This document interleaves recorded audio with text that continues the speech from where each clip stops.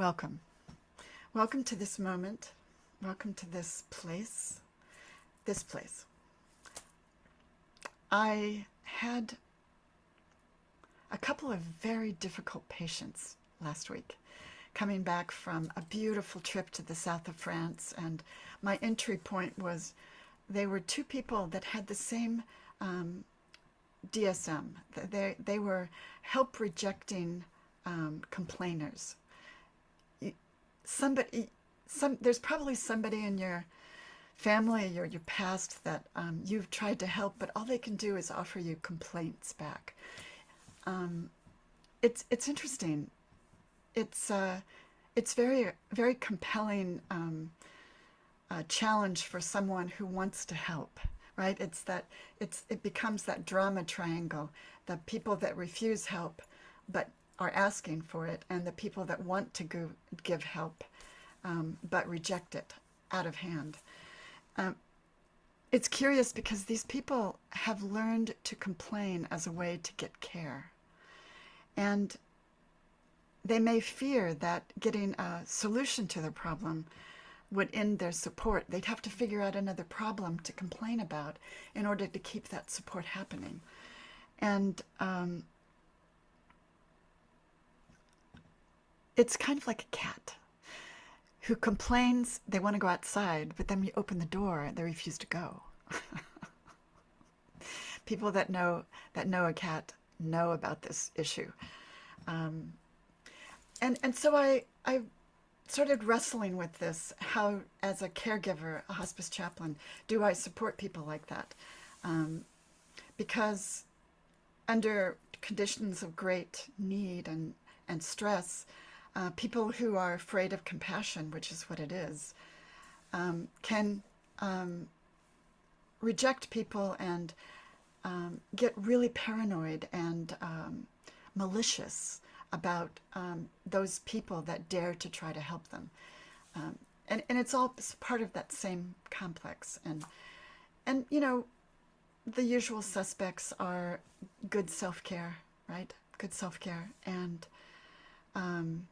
good boundaries, you know, and offering in a kind way that I'm noticing that you're asking for help, but you're not accepting anything. And then, you know, recognize that they may not want help, and that's okay. And we've done what we can. We've moved the fire bucket closer to the fire. That's our job. Our job is not to put the fire out. We're just human beings, right? Spiritual beings having a human experience. So the point of this meditation is that there's a continuum about help rejecting. And some of the material I read about it was very fascinating, because self-care includes getting help from others. After a lifetime of self-neglect, it's hard to think about self-care as something that we can do for ourselves. And asking for help is part of that. Richard Rohr, who's a Franciscan, says that until we get to the end of our own strength, we will never reach for the higher.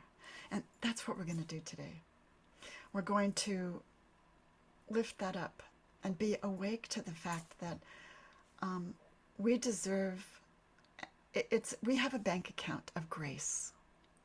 There we go. We have a bank account of grace that we can ask for that grace, that money, anytime that we want. For technical help, sitting back and just pausing, that holy pause for a moment, and just breathing.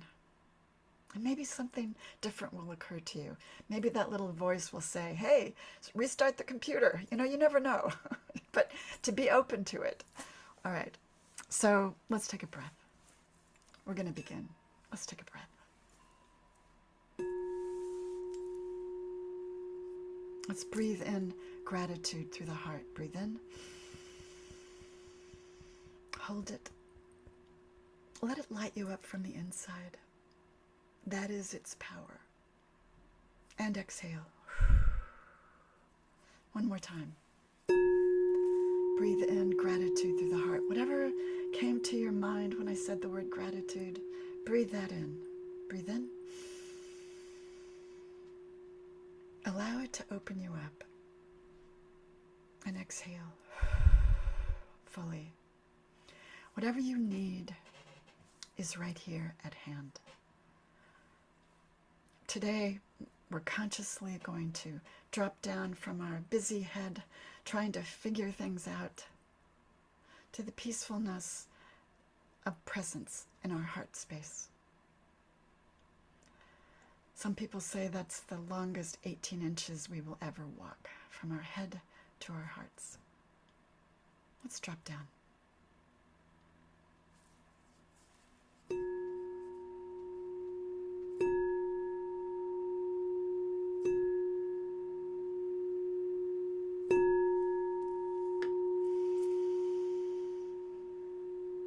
Breathing in and exhaling, letting go. Breathing in, inspiration, beauty, beauty of the ocean, the clouds. Breathing in, holding it, letting it light you up like a firefly. And exhaling fully. Inspiration, expiration. Letting go a little bit more of what is not working. Breathing in and letting go. Making space for the pause, the holy pause.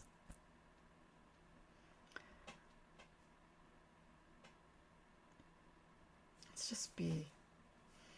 Letting spirit hold us for a moment in the silence. Breathing. Letting go.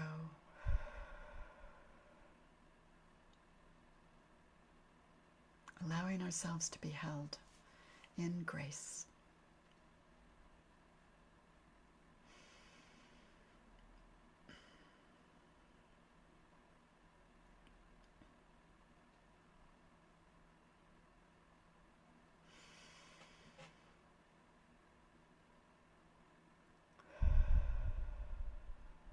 Breathing in.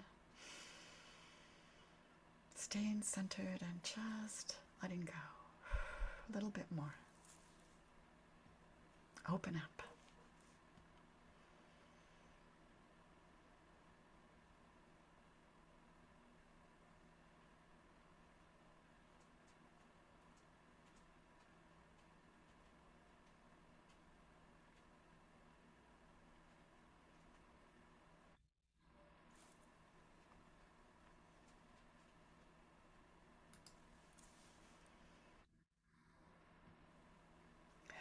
And just recentering, not making any of it wrong. No matter what thought came by, just recenter. Drop down from our heads to our hearts and just be in the silence. Breathing in and letting go.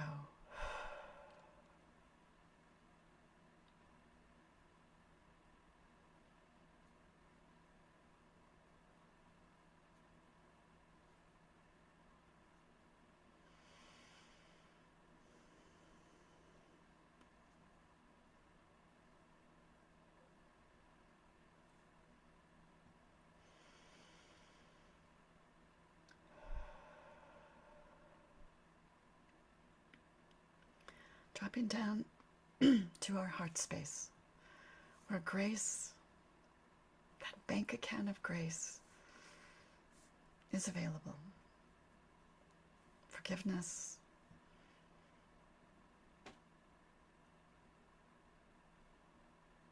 acceptance of all our parts, what we think is good and what we think is bad. All of us.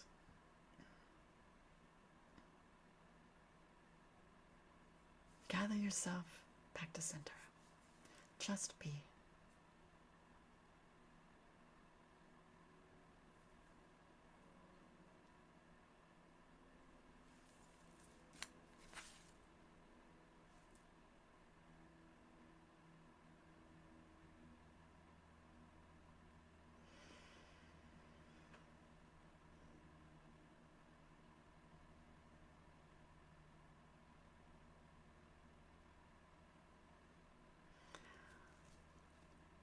Just as salt enhances flavor, preserves what is good, and even melts what is frozen,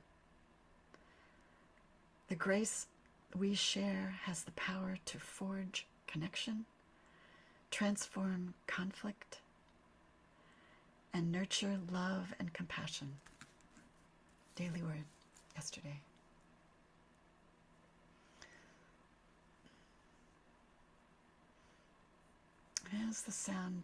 As the chimes begin, allow yourself to be held by the beauty, the notes, and the space between the notes. Inspiration, expiration.